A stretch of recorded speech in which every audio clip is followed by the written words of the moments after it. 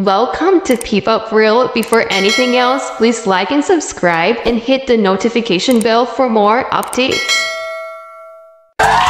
Wow, yan yung gusto natin. Now, this 6-member P-pop group combines both traditional and modern Philippine cultural elements with global influences in the various facets of their music, dance, fashion, and iconography. Wow, from the wonders of Luz Vimin, or Luzon, Visayas, and Mindanao, hailing from diverse backgrounds and showcasing a range of artistic talents.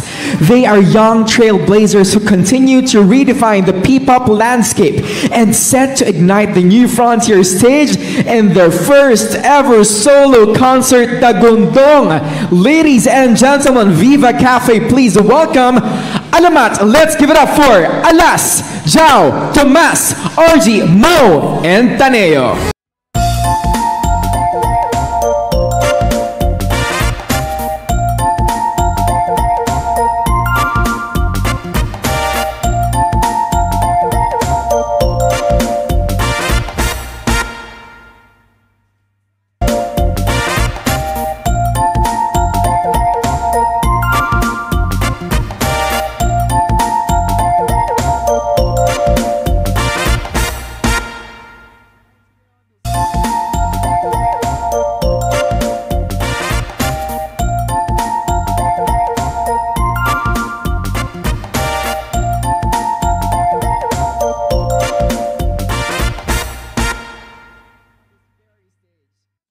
Again, Alas, Jao, Tomas, RG, Mo, and Taneo. Give it up. Give a round of applause, please, guys. Thank you so much. But before we proceed with our press conference this afternoon, we would like to request everybody to put your eyes on the screen.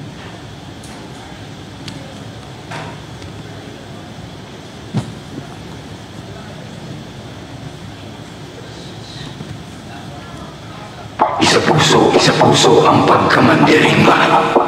Isa puso, alamat, handa raw.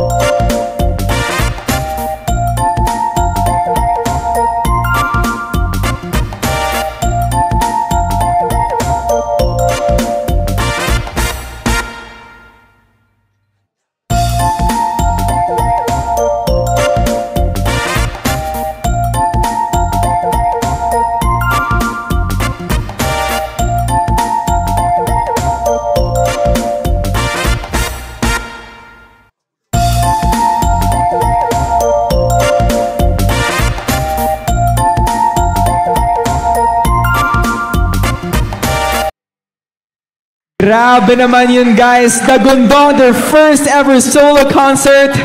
Boys, you can take your seats right here, and we will now proceed with the press conference proper. All right. So this is the lineup of press that will ask for the question and answer portion. Wag na natin patagalin pa. Let's begin with the first.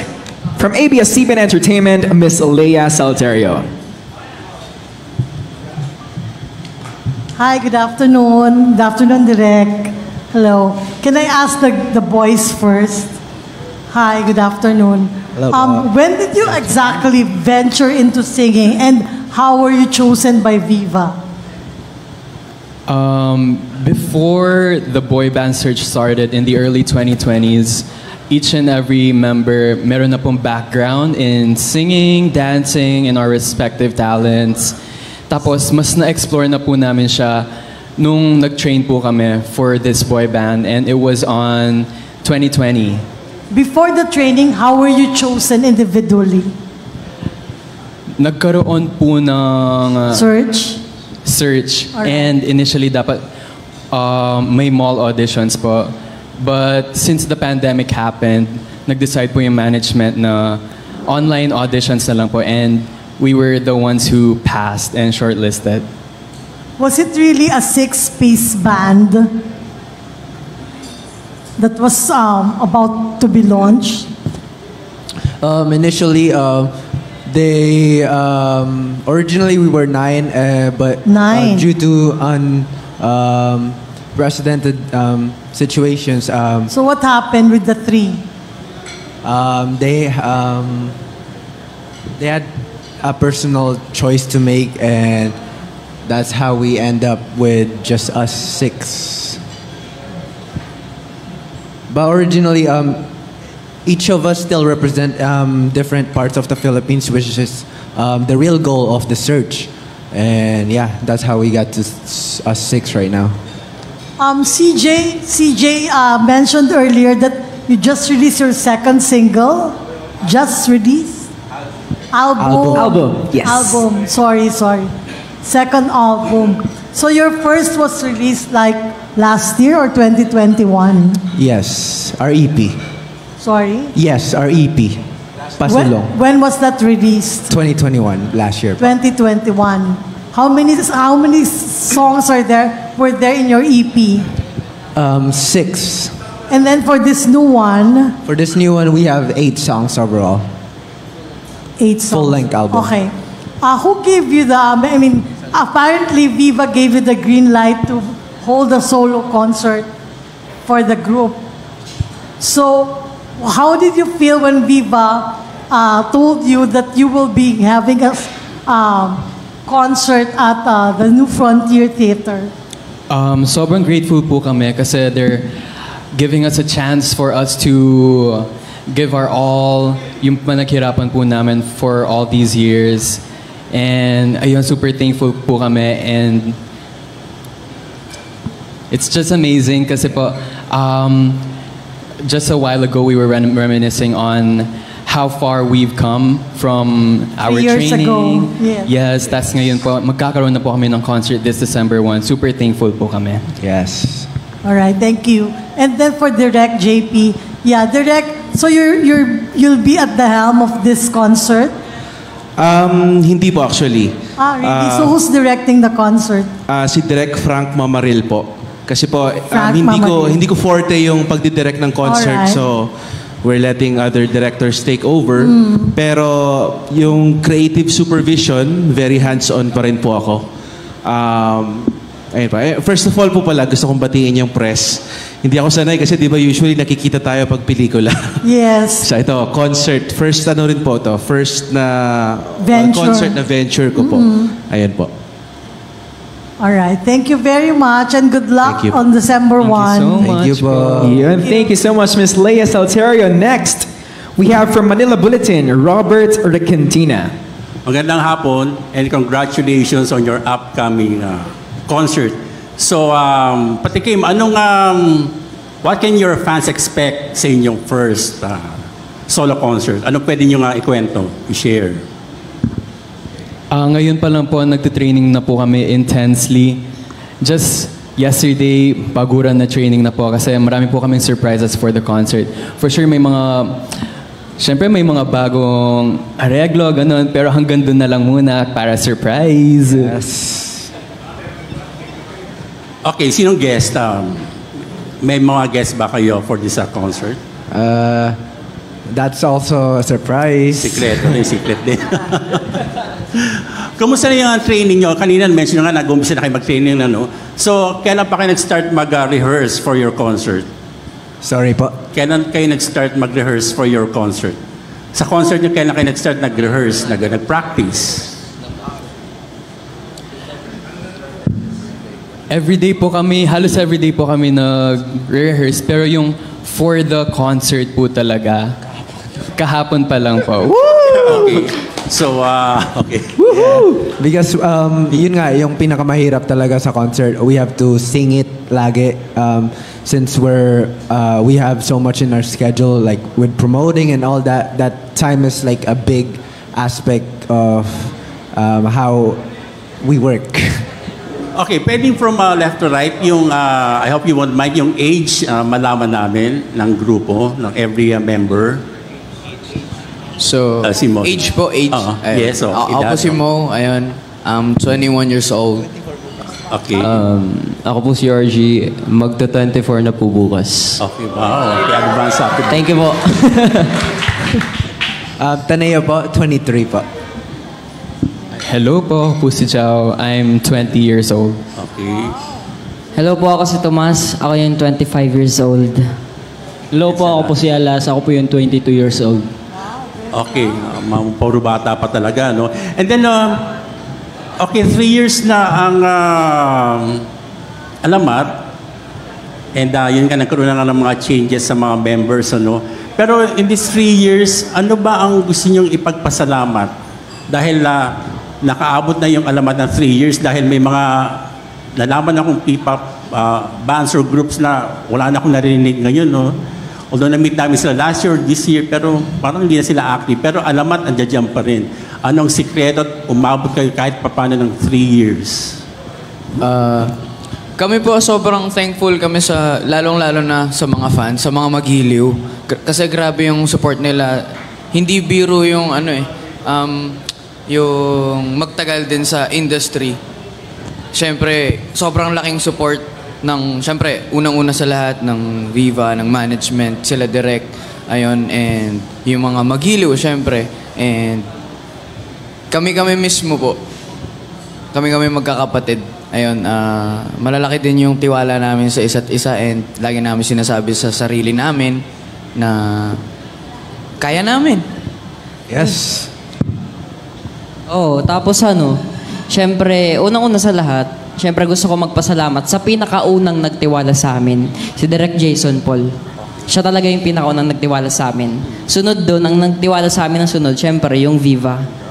Ang pangatlong nagtiwala sa amin, syempre yung nakakita sa amin, ang mga magiliw. Tapos ngayon, yung mga nag-support sa amin, kayo po, maraming salamat sa pagpunta. Kaya sana po matulungan nyo kami sa pag-promote ng concert. Maraming salamat po. Yes. Okay, last 2 questions. Bakit Dagundong ang title ng concert natin? Gusto namin padagundungin yung buong Pilipinas. Umabot sa ibang bansa. Ayun po. Dagundong means rumble, di ba po? Pero yan din yung title ng single nyo, di ba? Yan din yung title ng single, okay? Yes po. Okay, last question. Malapit ng 2024. What are your plans? Ano pwede nyong i-reveal, sabihin sa amin? Ano gusto nyong maabot in 2024? Siguro po yung yung maging successful talaga yung mission namin na alamat na ipalaganap yung kultura ng bawat Pilipino. At saka po, gusto rin namin mag-perform sa iba't ibang bansa, di ba? Di ba tayo nakapag-ibang bansa eh? So, ayun po. Okay, thank you and good luck. Congratulations. Yes, thank you so much. All right, next, let's call from Philippine star, Bot Glorioso. Hi, good afternoon. Good afternoon po. In the 3 years that you were together, would you say that you have already adjusted with one another, given na you're possessing different personalities? I think for sure nakapag-adjust na kami. Lalo na now, I can say na sobrang close na namin. Like, we don't have to say much about how we feel. We can sense each other. And dahil different personalities po kami, nanggaling din po sa different parts of the Philippines, it's amazing na we get to learn so much from each other's culture and personalities. Napapakita ba dun sa pag-perform ngayong bawat province na kung saan kayo lumaki or pinanganak, ganyan?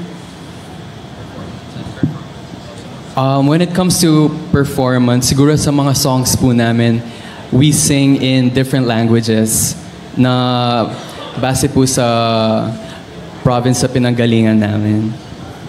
So you mean conscious effort yung pag-include sa music yung mga tradition ng Pilipino every time you perform? Yes po. May leader ba sa inyo? Leader po? Oo. Si Taneo po. Ay. Hello po. Yes po. as a leader ba, mahirap ba yung kontrolin given na lahat kayo boys, syempre, napapagod? At the start, mahirap kasi double-edged sword talaga yung iba't iba kami ng pinanggalingan kasi at the same time, mag-a-adjust kami since iba-iba. Pero at the same time, it's beautiful kasi, yun nga, like what Jao said, we get to learn from each other's culture, from each other's personality. So, we get to learn what we don't know yet.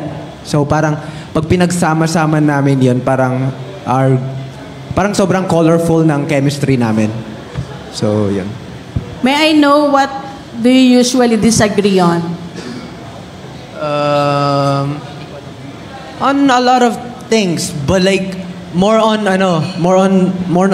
it being more objective. Like for instance, we may disagree on one aspect, but it has to be something that pertains to a goal. For instance, what will be better in achieving that certain goal. We don't make it personal, is what I'm trying to say. It's just very objective, and yeah, what's best for the group and all that. Thank you, and congrats. All right, thank you so much. Next, from Inquirer.net, Hannah Mayorga. Hi boys, congratulations for all of the members. What is your favorite track sa Isa Puso and bakit? Start tayo kay Alas and then until kay Mo. Siguro mahirap pumili kasi yung album kasi na Isa Puso, iba-ibang emotion kasi yung matatanggap mo sa bawat song eh. So siguro para sa akin is yung Noli kasi pure alamat talaga, solid alamat gumawa nito. Baga kami talaga nagtutulungan para mabuo tong kantang to. Ako naman buong album kasi yun nga, iba-ibang genre siya. So, base na lang siguro sa kung ano yung pakinggan lagi. Ako, gusto ko talaga yung Dayang kasi nag-collab dito yung dalawang malupit magsulat sa amin eh. Yung producer tsaka sa yung writer. Si Sir Thyro tsaka Sir Sean. Kaya, I love this song talaga. Ako po, love ko po lahat. And I like to mention Dong Dong Ai because it talks about world peace and it's very timely to what's happening to the world now. And ayun, gusto ko lang po siya. Thank you.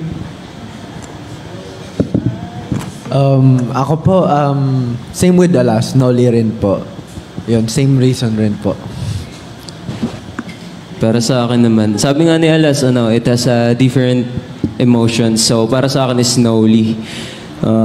Bakit Noli? Kasi mas buo yung chemistry namin doon. Nung ginawa namin yun, masaya kami. Like, parang trip lang natin. With the help of Mo, siya kasi nagsulat na to. So, ayun, sobrang gaan ng Noli. Tapos, mas na-showcase doon yung skills ko sa gitara. That's why I love Noli. Ako naman po, naglalaban yung Dayang tsaka Noli eh. Pero, sa akin, Noli po kasi yung emotion ng kanta, gustong-gusto ko talaga yun. Nabuo ko kasi siya ng nasa zone talaga ako and yung emotion ko na talagang ilagay ko sa kanta. And isa pa, sobrang nung pinagtulungan namin buuin tong kanta, si Alas and si RG, ayun, nag-brainstorm na, ganito, ganyan. Tapos, nung plinay na ni RG yung electric guitar, yung solo niya dun sa dulo, sobrang nag-complement dun sa song kasi kumbaga umiyak yung gitara, kumbaga nilabas talaga yung lahat ng emotions dun. Ayun, yun masasabi ko po. So, fresh po from the success of Maharani and then Day and Night and then Dagundong, kamusta yung process nyo while bringing Isa Puso to life?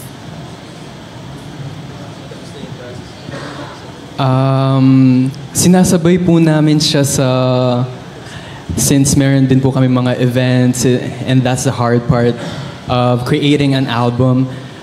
But siguro because of those experiences, mas nahasa din yung mga crafts namin. Ayun, brainstorming, collaborating with different producers, songwriters, Sir Thyro, Sean Cedro, The Kennel, Chris Box, and other amazing honorable names to mention. Thank you. So, last question po kay Direct JP po. Correct me if I'm wrong, pero yung Dagundong, it's kind of inspired by Filipino heroes, if I'm not mistaken. Kamusta po yung naging process nyo with that music video? Music video or yung song? Both na lang po. Yung song actually was written and produced by Thyro Alfaro. It was an unsolicited song. As in one night, bigla na lang siya nag-chat sa akin sa Facebook. Sined niya yung demo ng Dagundong. Direct na, may ginawa akong song, sabi niya. Tapos, nung pinakinggan ko, tapos pinarinig ko sa kanila, we were so amazed by how badass it is. Tapos, super on-brand pa siya. You know, what we love about Thyro is, gets niya yung branding, yung concept ng Alamat. And, you know, without us prompting him na, lagyan mo ng ganito, lagyan mo ng ganyan, siya mismo, nagka-come up siya ng mga ganong songs. And then, sinesend niya sa amin for us to interpret. So, ganun na nangyari dito sa Dagundong. And then, chain reaction na eh. Yung mga gumawa ng music video, in-inform ko sila na si Thyro, parang he compressed yung history of oppression or occupation ng Pilipinas in one song. From Battle of Mactan to Philippine Revolution at saka Treaty of Paris kasi yun yung inspiration ni Thyro eh.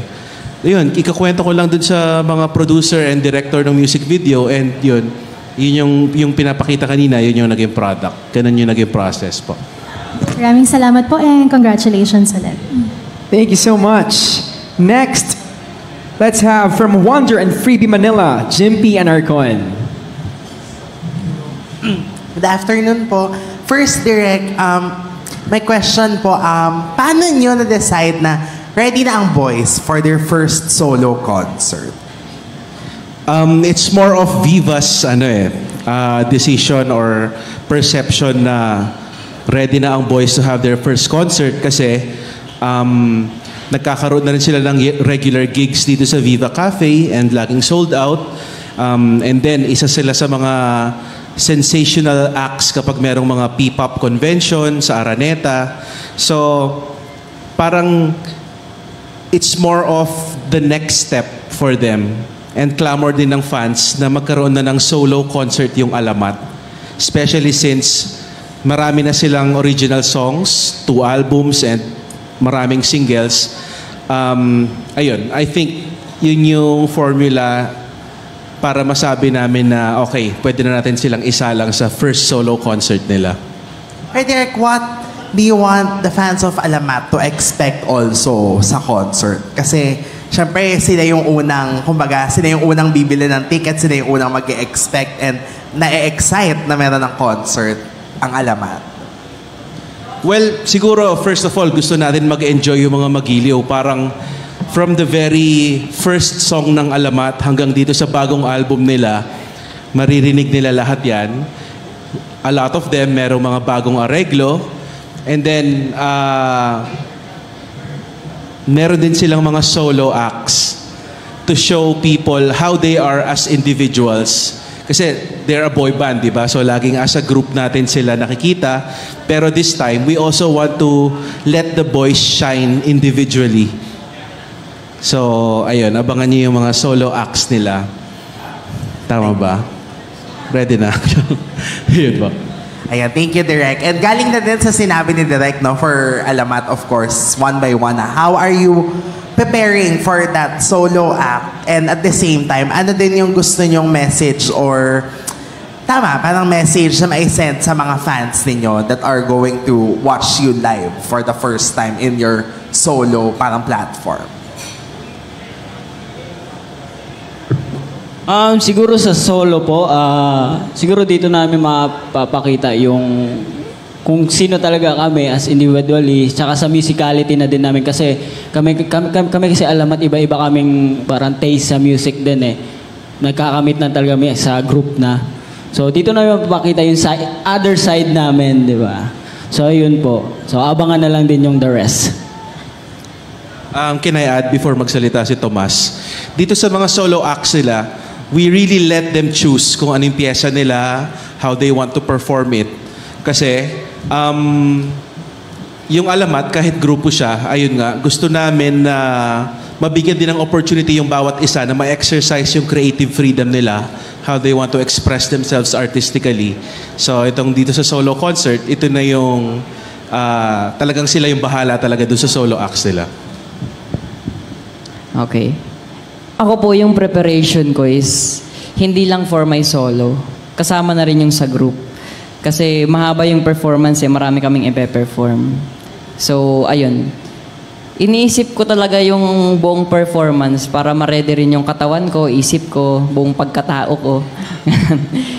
Tapos practice every day. Kasi yung solo namin, kami-kami lang talaga mag-practice nun. Sa bahay, after training namin sa studio, mag-practice pa kami niyan pag-uwi. And ayun, para wala talagang mintis pagdating ng time na yun. Ayun. Kaya ang training talaga namin, hindi natatapos dun sa training studio namin. Kahit pagdating sa bahay, papracticein pa namin yun. Everyday yan. Kahit galing sa kahit saan ganap kami galing, papracticein namin yan hanggang sa ma-perfect. Para solid yung pagpunta ng mga magiliw. Sa solo ko naman po, I'm starting to choreograph it na po and practicing it, the song. And yung message na gusto kong i-convey dito is to just let out and have fun. Thank you. For my solos, currently I'm working with Coach Jim and other dancers as well in my choreos at the moment. And my preparations for this part is just really to embrace who we are as individuals and just really, just have fun actually, just be in the present moment. And my only hope is for me to, even just bring a smile to a fan. That'd be enough. And yeah. Para sa akin naman po, solo ko this is very me. And expect siguro na ako talaga tong solo na to. And this is actually a challenge for me kasi di ko masyadong kabado yung kanta. So pinapractice ko talaga siya araw-araw kahit natutulog ako, pinapractice ko siya. And then, ayun po, without spoiling too much, this song is in-audition song ko to bago ako mag-Alamat and now ipo-perform ko siya sa concert namin. So ako naman po, yung solo ko na ipo-perform, iniisip ko talaga na kung paano ko siya mai-perform ng ako talaga. Pero pinili ko talaga yung piece ko na okay, ito talaga ako and ito yung sino ako as an artist and yung flavor ko. Ayun, and basta maging ready lang and niready ko lang yung sarili ko physically, mentally. Ayun, kung magkasakit, bawal talaga kasi magkasakit. Kahit magkasakit, kailangan bugbugan talaga sa training din. Pero syempre, andun pa rin po yung pahinga. Kasi mahalaga din naman yun. Kailangan din naman natin ng pahinga. And ayun, gusto ko ma-enjoy din ng mga magiliw yung performance namin. Kaya, ayun, halata naman na pinaghahandaan din naman talaga namin. Ayun po. Thank you po. Thank you, Alamat. Thank you, Derek. Salamat po. Alright, thank you so much, Sir Jimpy and Arcon. FYI guys, we are live on Facebook. So yung mga online streamers natin guys, they can ask questions sa comment section and then entertain natin yan in a bit. Alright, let's proceed with, from Manila concert scene, Kevin Pableo. Hi guys, afternoon and congrats sa first solo concert. Speaking of first solo concert, ano yung experience or parang ano yung unang naging reaction nyo na magkakaroon kayo ng solo concert na ganito kabigat sa New Frontier Theater? Pagka-message pa lang po na may concert po kami. Sobrang saya po namin. Pinuntahan po namin yung isa't isa, just screaming, and wow, meron na tayong concert. It's unbelievable. Parang ang layo na nang narating, kaya nakaka-proud po. Magkakaroon ba ito ng parang provincial tour din? After this concert? Sorry? Magkakaroon po ba ng provincial tour itong Dagundong? That's part of the plans kasi once na mabuo na yung concert nitong Dagundong at magkaroon ng clamor from different parts of the Philippines, yun na yung logical next step, di ba? To bring the concert to Visayas or Mindanao. And last question na lang. Ano yung message nyo for other P-pop groups na gusto mag-solo concert or nangangarap magkaroon ng ganitong major concert din? Ayun, for sure, mararating natin lahat yan. And we all have our own style, unique style, pacing. And each P-pop group is amazing. When you look at them, performance, meron kaming iba't ibang strengths. And nakikita ko na the future is bright for P-pop. Ayun, we are excited also to see them have solo concerts. Alright, thank you and good luck. I'm a big fan sa inyo. Thank you. po. Wow, thank you so much, Sir Kevin Pableo. Next, from Pop Journal, Bea Ibanez and Chari Navarro. Hello. Hello. I really love the album. Sobrang personally. Favorite ko yung Dayang. My question, meron ba kayong special mantra? Or meron kayong special mantra bago mag-record ng album? Like, anong ginagawa nyo bago pumasok sa recording booth? Special mantra. So, it goes like this. Tamala, tamala. Alamat, handa, arap. Ay, okay. Kailangan ko ba demo? Go ahead, demo. 5, 6, 7, 8. Tamala, tamala. Isa pa. Gay, gusto ko nung nakatayo tayo eh. Nakatayo tayo para makita nila. Dapat sabay-sabay. Game. Wait lang, stretch lang ako. Ayan, stretch. 5, 6, 7, 8. Tamala, tamala on! Hey! Yung special mantra namin. Add ko lang trivia about yung tamala-tamala on na yun. Napakatagal na niyang mantra na yan or slogan or whatever you want to call it. Ever since nung trainee pa lang sila. Kumbaga, kapag kailangan ng mag-seryoso talaga, mag-focus, yun ang gagawin. Tamala-tamala on. On as in O-N. Ibig sabihin, parang switch siya na i-on mo na, seryoso na, wala nang laro-laro. Yun ang history ng mantra na yun. Yeah, actually ano yung when Direct had us parang form a mantra like that, yung tamala sinabi lang ni Mo randomly, parang as a joke, pero we needed one, like kahit temporary lang. So sabi ko maganda naman kasi baliktad siya ng alamat, if you guys don't know. Tamala, ganun. Tapos ginamit namin temporarily originally, pero biglang yun na yung mantra namin. So, it's good naman. I think it's good. Yun. I think Charot na.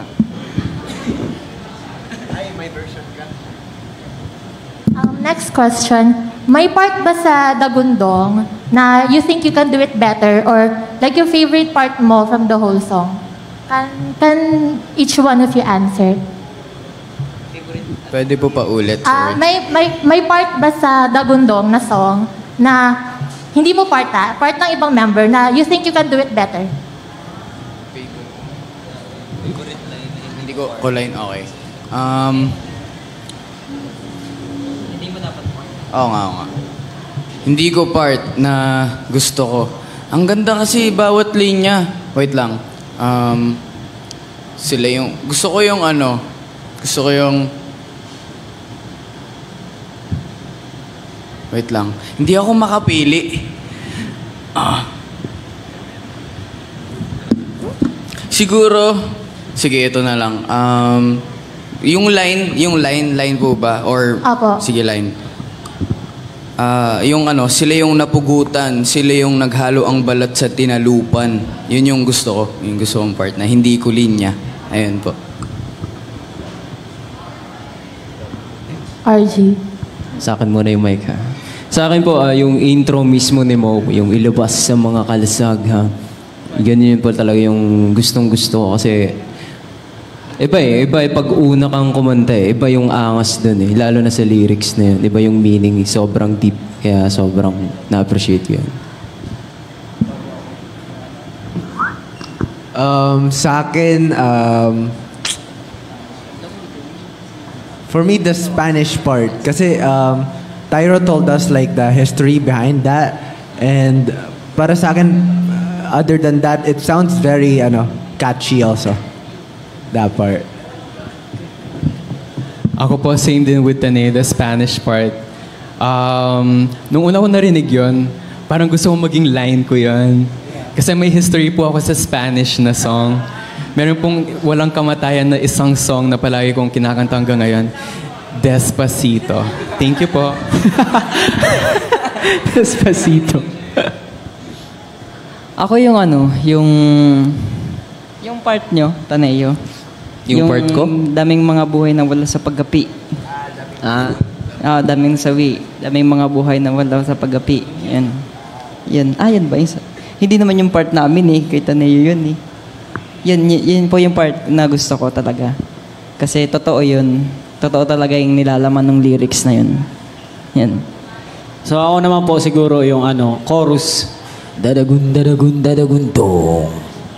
Yeah. Thank you. Last question for Direk. Sino sa mga members yung nagpa-stress sa'yo while preparing for this album? Ayan, stress. Preparing for this album or in general, stress? Parang mas mahabang usapan po yung in general. For this album na lang po. Well, for this album, parang meron naman kaming klarong timetable.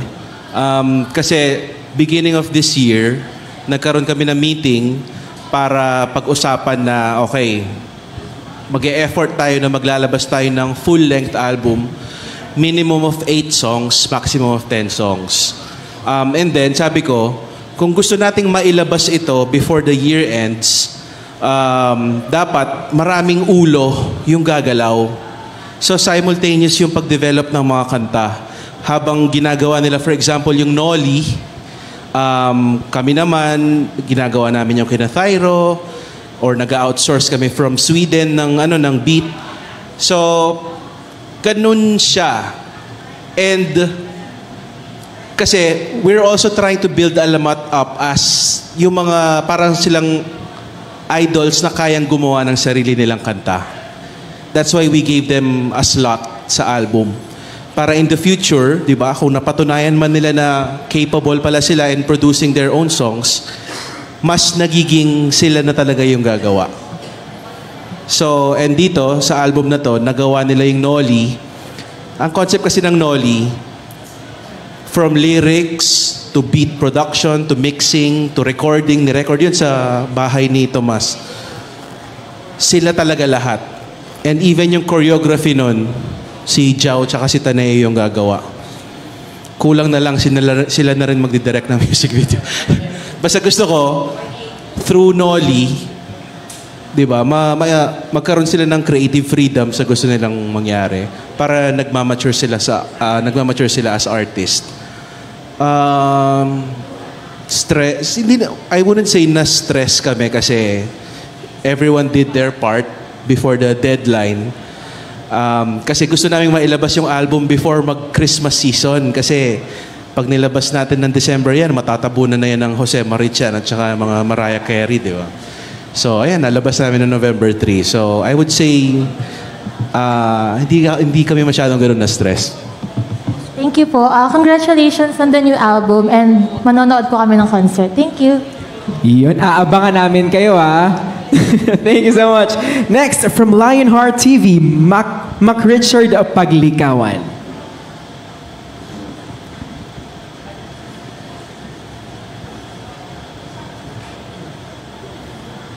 Hello, congratulations. Ayun, matanong ko lang, una pala kay isa masasabi ko, napaka-distinct ng Alamat kasi even doon sa mga coverage namin, yung mga videos sine-check, okay, malayo pa lang, hindi pa namin kita yung mukha, alam na namin, this is Alamat. From aesthetic pa lang, yung mga style, etc., performance, alam mong Alamat agad. So, ang first question ko, nakadirect kay Direct JP, sa dami ng mga ng mga performances na nagawa na ng Alamat, ano sa palagay mo yung para masasabi mong milestone ng group na to in 3 years? Song or performance? Ano po? Pwede, either. Well, performance, I think itong recently concluded na P-pop convention sa Araneta. I don't know how people will interpret it, pero I think Alamat is very proud na sila yung nag-perform before SB19. So, these boys, they look up to SB19 so much, and di ba, parang sila, ang layo na ng narating nila, and to be placed sa slot before them, ewan ko, nakakapanindig balahibo kasi parang, alam mo yun, yung parang, ako, sa interpretation ko, parang sila yung, hindi, I wouldn't say next, kasi pag sinabi mong next, di ba, parang pinapalitan mo. Ang tingin ko lang naman, parang nafa-follow ng Alamat yung success ng SB19, slowly but surely. Yeah. Tapos, ayun, dun sa P-Popcon din na yun, first time nagkaroon ng parang solo showcase yung bawat isa. So, ayun, P-Popcon, yung milestone talaga. And also, Direk, 3 years ago, nung nilaunch sila, na 9 pa, masasabi mo ba ngayon, ito yung parang in-envision mo na Alamat from 3 years ago? Naalala nyo, boys, nung first training nyo, very first training na naka-face shield pa kayo, naka-face mask, di ba, pinapikit ko kayo ng mata. Sabi ko, sabay-sabay tayong mag-envision. Nasa stage kayong lahat, kumakanta, sumasayaw, habang nag-cheer yung mga Pilipino sa paligid. That was 2020, di ba? And, ayan, di ba, nagagawa nyo na ngayon. So, iyak ako. So, I'm proud lang na kung ano yung minanifest nila dati, nandito na ngayon, and I hope magtuloy-tuloy pa. Congrats, Direk. In fairness naman talaga, consistent ang Alamat. Ayun. And for Alamat na lang, sa 3 years na pagpa-perform nyo, lahat ng mga pinagdaanan nyo, ano sa palagay nyo yung pinaka-memorable? Start tayo kay Alas. And kung may mga bloopers kayo pwede ma-share, why not? Performance po ba, no? Siguro, lahat naman kasi sa amin, yung mga performances namin is memorable sa amin kasi once na nakatungtong kami sa stage, is yun yung natutupad namin, passion namin. Sa individually din, and sa group. Ayun, ano ba? Siguro yung P-Popcon, mga ganun. O yung mga, ano po, like, malalaking venue like Araneta, Philippine Arena, na mas malaki talaga, yun po. Ako yung pinaka-memorable talaga. Yun yung P-Popcon. Kasi yun yung pinakaunang tumungtong kami sa malaking stage talaga. And doon talaga din namin unang makita yung suporta ng tao sa amin talaga. Na live talaga. Hindi yung sa social media. Ayun. Na may mga sumasabay na rin sa kanta namin habang kinakanta namin. Ayun. Sobrang nakaka-proud. Yun, marami pa yung mga sa FIBA, yung lahat ng actually pinagdaan namin ngayon, sobrang memorable siya. Pati yung pati yung mga pinagdaan natin na mahihirap, hindi lang kasi puro saya eh. Siyempre, pag papunta ka pag dumadaan ka sa process ng gusto mong mangyari sa goal mo, ayun, may dadaanan kang siyempre mahirap. Ayun, tapos pag nalampasan yun, solid na. Ayun.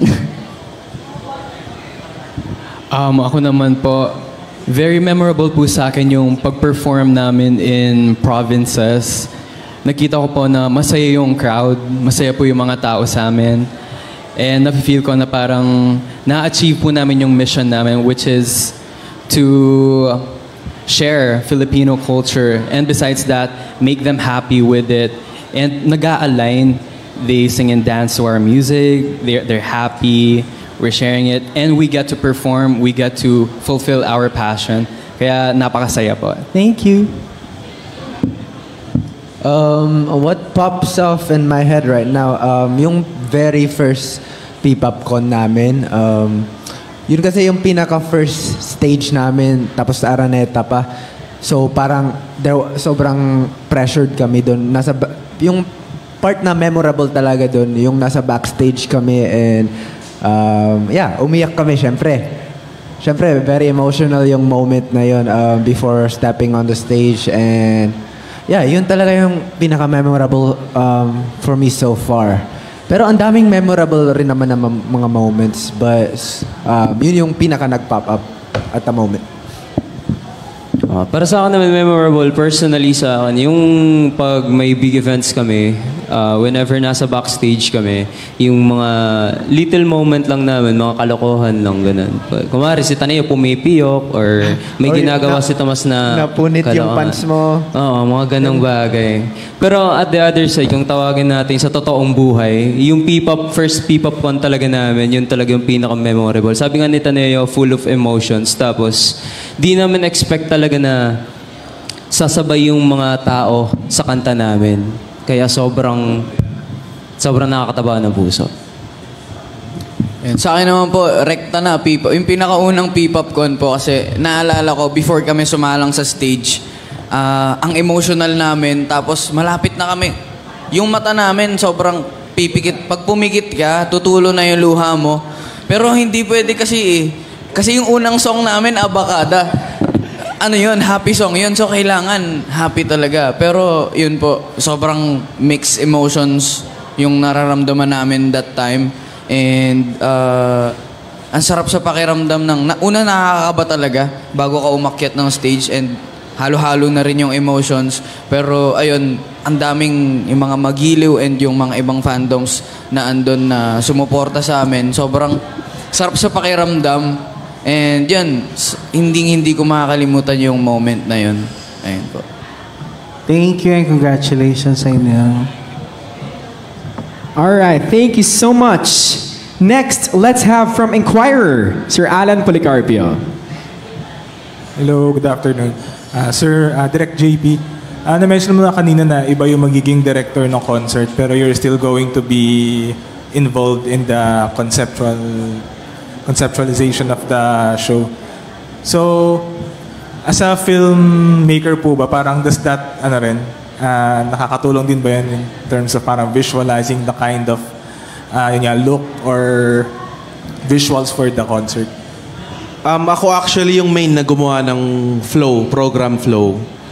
And I believe na kay concert man yan, kay music video yan, kay pelikula yan, at the end of the day, it's still storytelling. So, sa program, kahit na hindi masyadong halata, meron pa rin siyang story na sinusundan. Without spoiling too much, doon ko na-apply yung pagiging filmmaker ko. Doon sa storytelling, ng flow ng program. And as we know po, yung mga songs and mga production ng Alamat para incorporates Filipino martial arts, Filipino dances. Pero, doing it all sa concert, how do you make sure po na parang seamless siya and maganda yung kumbaga yung pagkaka-incorporate na sa isa't isa? Well, we have our musical director and yung mismong director ng concert and regular kami nagmi-meeting. Meron kaming mga creative meetings para mapagplanuhan lahat ng mangyayari, pati yung kung kailan magbibihis, kailan mag-outfit change, ano dapat yung vibe dito sa certain part na to. So, ayun lang. It's all about preparation lang. And for the boys naman, how does it feel na yung song nyo? Parang, I think, nakita natin kanina, gagawin siyang theme song ng Pinduko. Tama ba? So, reaction nyo lang about that. Nakakaiyak. nakakaiyak kasi sobrang grateful po namin kay Direct JPL. Ayun, for helping us with our songs. And not just that, napropromote din po ng malaki yung kanta namin na nagagamit sa Penduko. Parang meron pong one time na umiyak po ako. It was a screening for Direct JPL's movie na Expensive Candy. Dun sa bandang end, tumugtog po yung Sa Panaginip na Lang. Ayun, na-touch lang po ako. Na-touch po ako sa amin, sa kanya. Ayun, nakakaiyak po. Yung ibang members, baka gusto mag-add yung sa feeling nyo about your song being used sa Penduko, which is an MMFF entry this year. Ayan, ano po, paunti-unti parang feeling namin naabot na namin yung gusto namin mangyari sa amin. Kasi yung Pedro Penduko is kailan talaga siya na parang, di ba, parang hero, hero siya sa Philippines. So, tapos gagamitin yung kanta namin. Parang perfect siya na doon talaga siya. Kaya gusto talaga namin din. Pag may about talaga sa Philippines, kami talaga yung kukunin. Music namin, kami yung kukunin. Lalo na pag about sa Philippines talaga. Ayun. Kaya, ayun, grateful kami na kami yung nilagay ni Direk doon. And balik na ako direct sa'yo. Yung mga members, yung iba sa kanila, they've also ventured into acting din. Is that something that we will see more of from the boys? And was it originally part of your plan talaga? Well, as an idol group na tinatawag, we want them to be multifaceted sa kanilang talents, di ba? Singing, dancing, rapping, composing, hosting, modeling, acting, lahat ng pwede nilang pasukin. Siyempre, gusto natin magawa nila. And nagsimula kami sa acting mainly kay Tomas, Taneo, and RG. And I think na yung iba sa kanila na nung una hindi nila hilig yung acting, nakikita nila yung mga sweldo nito. Hindi, parang gusto na rin nilang i-try yung acting. And ako naman, as a filmmaker, of course, I'm just here to give them opportunities when they deserve it. When they deserve the roles, when they deserve the... So for example, itong kanta nila na Dagundong, nagkataon na bumagay siya sa Penduko. Kasi it speaks about mandirigma, tapos yung vibe niya, very action. So, hindi ko naman nilagay yung kanta nila doon just because ako yung manager nila, di ba? Nilagay ko doon kasi bagay siya. And plus, bonus na lang yung fact na, of course, imaginein mo, yung Pedro Penduko, ipapalabas siya sa maraming sinehan from Luzon to Mindanao and possibly in the future sa streaming sa ibang bansa. And laging naririnig yung kanta nila doon. So, maganda rin siyang marketing opportunity. Laki nga naman ng reach ng MMFF, so magandang exposure for sure yung Okay. Thank you guys and good luck sa upcoming concert ninyo. Alright, thank you so much. Next, let's have from Pika Pika, Ana Pingol. Hi Direk, congrats. Nakakatuwa na umabot na sila sa songwriting, So mandatory na ba sa kanila ngayon to? From now on, gagawa na talaga sila ng mga piyesa nila? Well, that's what I hope for them, na gumawa sila ng sarili nilang piyesa. Bawas trabaho din sa akin. Pero what I mean is, yun kasi yung next step sa kanila as artist, di ba? Na sila talaga yung gumawa ng material nila para talagang mas authentic, mas sincere, galing sa puso. Ayun. Pero of course, busy kasi yung Alamat di ba? Ang daming shows, meron silang mga brand ambassadorship na kailangan tugunan. Kami ng Viva, parang nag-outsource kami ng kanta para lang maging consistent yung labas ng mga kanta. Kasi sa panahon ngayon, ang hirap yung wala kang presence, yung 1 year na, wala ka pang kanta, di ba?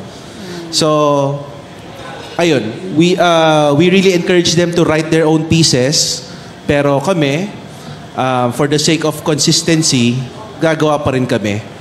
hopefully dumating yung time, boys, na yun, every month nakakagawa kayo ng kanta. Yun. Pressure. Every week. Yun. Pressure. So boys naman, nabanggit nyo kanina sa bahay ni Tomas. So ibig sabihin, direct, hiwa-hiwalay na ba sila ngayon? Hindi na sila magkakasama sa isang bahay? Meron pa rin silang bahay. Ang tawag namin sa bahay nila is Balay Alamat. So, we got that house para sa mga hindi pa kayang bumukod. Pero since tapos na yung training nila last year, kasi 2 years po yung naging training ng Alamat, and nakatira talaga sila sa isang bahay. Pero after nung training nila, allowed na sila na bumukod if they want or if they think na kaya na nila. Pero yung bahay, nandyan pa rin para dun sa mga members na feeling nila hindi pa nila kayang bumukod. Siyempre, pag bumukod, sariling gastos mo na yung bills dyan, yung utilities, di ba?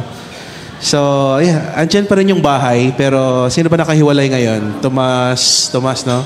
Alas. Yan, silang dalawa lang. Then yung 4 nandun pa rin. Ayan. Tapos sa mga boys, guys, hanggang ngayon, 3 years na kayong magkakasama. So, ibig sabihin ba 3 years na rin kayong hindi nakaka-uwi sa mga family nyo? And is it worth, dahil sa nagiging takbo ng career nyo ngayon, worth it naman na malayo sa pamilya nyo at a young age? For some of us, mas matagal namin na hindi po namin nakita yung family since galing pa po sa Visayas, sa Mindanao. But for some na galing po sa Luzon, we are able to see them. Siguro medyo,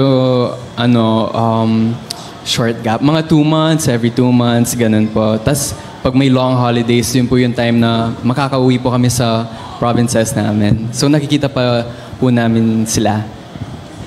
Yes po, some of us, sabi nga ni Joe, some of us, ako na po yun, isa na po ako doon sa malayo sa pamilya, lalo na summer. So, ginagawa ko, every year, umuwi ako sa amin. And naka 2 years na ako umuwi. And then, for now, siguro, di ko masasabing makaka-uwi ako kasi siguro, sabihin na lang financially, something like that. And yeah, ganun nangyayari sa akin. Kinakausap ko lang yung family ko through Messenger and Facebook or anything, call, ganun. Tapos last na lang kay Direk uli. Direk, can you take us back 3 years ago? Yung, kumbaga, busy ka rin namang tao, no? Pero bakit mo pa ba naisipang bumuo ng isang grupo na alam mo namang hindi mahirap gawin to? Hindi madali. Hindi madali gawin ang ganitong bagay. Pero, well, nakikita naman natin ngayon, nag-succeed ka, no? Pero 3 years ago, ano yung naisip mo at binuo mo sila? 2019, nag-start ako ng subsidiary company ko under Viva, which is Ninuno Media. And yung Ninuno Media, all forms of entertainment pwede niyang gawin. Movies, web series, concerts, basta any form of entertainment. So, on the music side, ang pinropose ko kay Boss Vic na gawin is boy band na parang yung members nire-represent yung iba't ibang bahagi ng Pilipinas. And I think na-convince ko naman si Boss Vic dun sa concept. So, he agreed na, kasi malaking gastos po yun yung i-finance mo yung bahay nila, yung pagkain nila, yung training nila for, 2 years. Pero Boss Vic trusted in me, trusted the concept. Kaya kahit pandemic, ginaw namin siya. Parang sakto din, ayaw naman nating sabihing thankful tayo sa pandemic. Pero due to the pandemic, wala po akong mga shooting sa pelikula, wala akong ginagawa. So, nagkaroon ako ng almost 100% focus sa pagde-develop nitong Alamat. So, nabantayan sila yung growth nila. And ngayon po, since unti-unti na silang nagiging independent, I would say, in terms of their artistry. Kumbaga, dati kasi talagang ultimo schedule nila, naka-micromanaging po ako. Ngayon, nakiki-update na lang ako. So, ayun po. Ngayon, unti-unti na akong parang isang tatay na unti-unting pinapakawalan yung mga anak niya. Ganun po. Nandun kami sa stage na yun ngayon.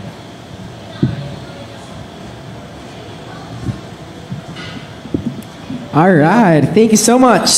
Next is from Republic Asia, Brian Ponge. Hello, it's nice to see you guys again. For my first question po for the boys, what is the role of the Magilios sa inyo po sa pag-figure out siguro ng magiging like flavor ng concert ng Dagundong or even the album po? Sorry po, paulit po. Sorry. So, di ba po, the Magilios, your fans, what is their, ano po yung naging role nila sa pag-figure out nyo kung ano yung next steps nyo siguro? First with the concert and with the album. Ayun. What I like about the Magilios so much is that they give constructive criticism and we appreciate that so much. And because of that, we are able to improve so much more of ourselves. And dahil doon nalalaman din namin yung not just their preferences but objectively din yung lahat ng mga tao. And gusto din po namin i-align yon with what we want to offer. Alright, so this is individually po, so one by one if possible. In one word, can you describe Dagundong, the concert, without spoiling anything? Just one word po. Dagundong. Yun na mismo, Dagundong. Ano kaya? Phenomenal.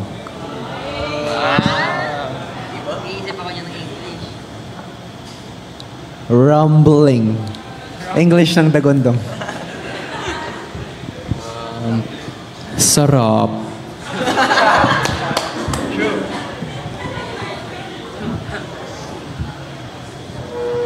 Strong. Ano ba sa akin? Sound effects na lang since musician ako. Boom. Alright, for my next question po. This era, Dagundong, meron po ba kayong natutunan na bago about yourselves, about the group, while, conceptualizing, while from start to finish, ano po yung bago nyong na-figure out within yourselves sa group member nyo or even sa sarili nyo?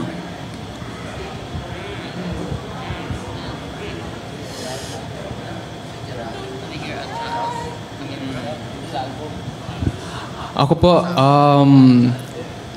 nalaman ko po na ang galing po na musician ni Alas. Yes, Lay. Dito po ba sa album, no? Nasa puso? Yes po. Siguro sa akin kasi, naging challenge kasi sa akin po yung singing. So dito sa album na to, more on, nalalabas ko na siya. Sa tulong din ng Alamat and sa mga coaches din namin. Ayun. Sana hopefully na mag-improve pa. Yeah. Para sa akin naman po, kung si Alas sa singing, ako naman po sa rap. Naging naging rap for a while. So rapping is parang akala ko sobrang dali lang ng rap, pero nung trinay ko siya is medyo complicated pala talaga, lalo na ako kasi bulol ako sa mga words. So inaaral ko talaga siya everyday. So ayun po yung natutunan ko na I can do rap din pala pag tinutukan ko. Alright, for my last question po, what is the one quality of Alamat that you are excited to show your fans po during this concert, during Dagundong?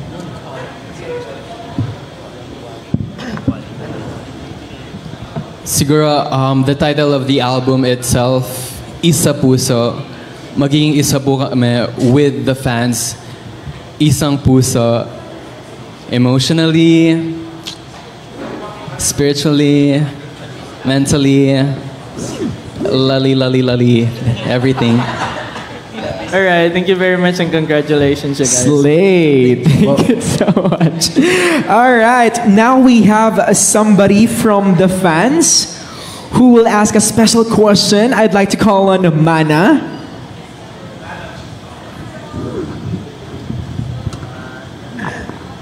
Ayan, microphone daw po para kay Mana. Let's go.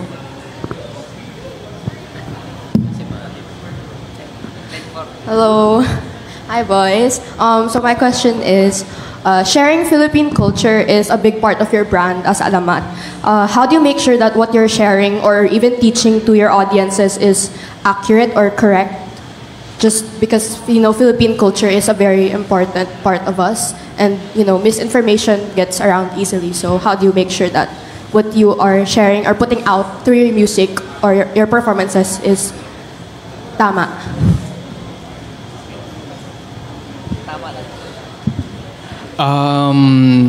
Ayun, when it comes to using or like sharing culture, it can be sensitive kasi there is cultural appropriation and there are things that we shouldn't touch, we shouldn't share, or what we shouldn't tap.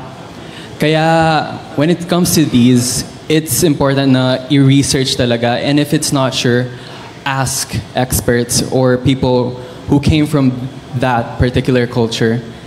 And also, hindi din maiiwasan ang mga mistakes, so it's also important to acknowledge kung nako-call out man. Yan, thank you. Alright. Okay na yung mana. Nasagot na ba namin yung question mo? Perfect. Thank you so much. I think that's it, guys. Let's give ourselves a big round of applause, please. Wow, that wraps up our question and answer portion. Sorry, meron pa palang pahabol. My mistake. Let's have from Marites University and Bulgar, Ambit Nabos. Pahabol, hello po. Pahabol na tanong na lang. Kasi kanina ko pa naririnig yung sinasabi ng bawat member na galing sila sa iba't ibang part ng Philippines na representing iba't ibang mga lugar. Pwede ba naming malaman kung saan-saang mga lugar yan? And ano yung mga distinct sound or part ng tradition o culture ng bawat lugar man yan o region na gusto yung i-incorporate doon sa klase ng music ninyo? Alright, I'll start with me. I'm Taneo po, from Tabuk City, Kalinga. And in terms of... Luzon yan? Sa Luzon? Yes po, Tabuk City, Cordillera po. And actually, we've incorporated some aspect of my culture in our song, more specifically in Kasmala. A dance known as Patong is a traditional dance that originated from our province. And we incorporated it in our choreography. And syempre, shout out rin kay Coach Jim because he's the one who successfully did it in a way na it's very complementary with what we're trying to do. Like modernizing our culture. And what about the rest? Saan kayo galing?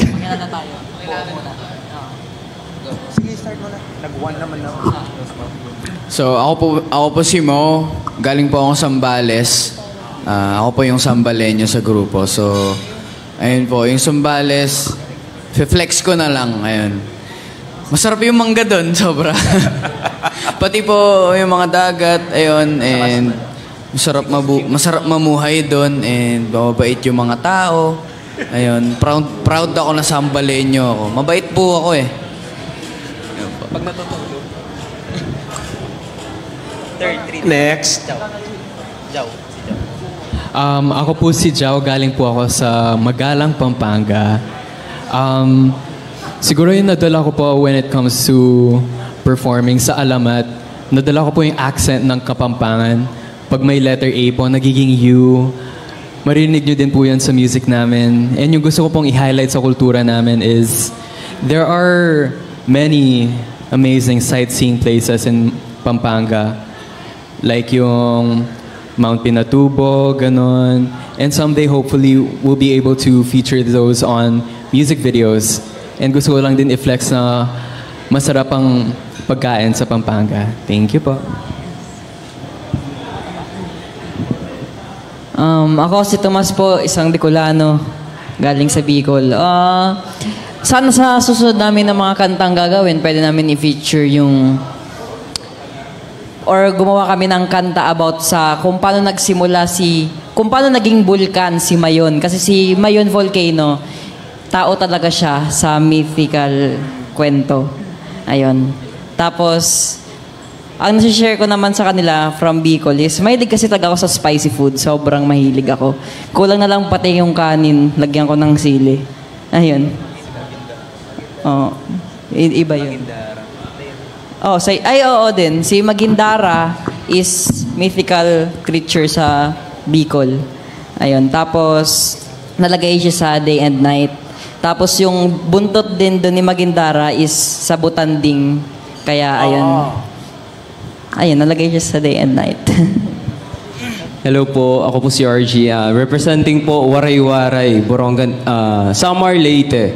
Okay. Sa akin po, nakalimutan ko po kasi yung tawag ng history na yun, but kasama po yun sa Kasmala. Kung makikita nyo po yung part na gumaganon. It's like, parang nakikipaglaban. Warrior siya. Shield and parang ito yung weapon. Nakalimutan ko lang talaga yung pangalan ng part na yon kasi si Coach Jim yung nakapag-research doon. So, ganun. Yun po. And? Ako naman po si Alas from Davao. Davao? Yes po.